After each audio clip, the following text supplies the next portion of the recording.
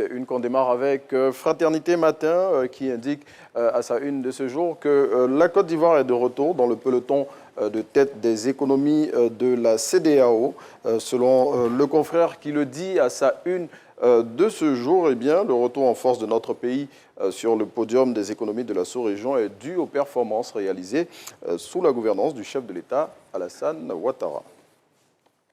On reste avec Fratmat qui indique également à sa première page que c'est dans la nuit de ce lundi 17 avril 2023 qu'aura lieu la nuit du destin, l'une des nuits de la fin du mois de Ramadan, durant laquelle le Coran a été envoyé par Dieu aux hommes. De nouvelles plaques d'immatriculation vont entrer en vigueur à compter de cette semaine. Selon le Nouveau Réveil qui en parle à sa une de ce jour, cette nouvelle disposition ne concerne pas les véhicules déjà en circulation, mais plutôt ceux qui vont se faire immatriculer après son entrée en vigueur. À en croire le confrère qui cite le ministère des Transports, eh bien, cette réforme est l'un des dispositifs prévus pour le déploiement de la vidéo-verbalisation. Le 13e congrès extraordinaire du PDCI est prévu pour le mois de juin 2023.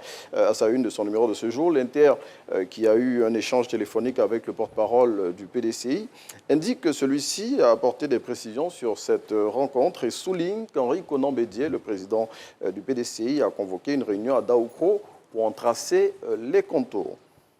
Et puis, exploitation du gisement baleine, le navire FPSO est en route pour la Côte d'Ivoire. Selon le Jour Plus qu'il annonce à sa une de ce jour, cette unité flottante de production, de stockage et de déchargement d'hydrocarbures qui a quitté Dubaï depuis le 6 avril 2023 sera bientôt dans les eaux nationales en vue du démarrage de la production de la première phase du gisement baleine situé au large des côtes du village d'Assouendé.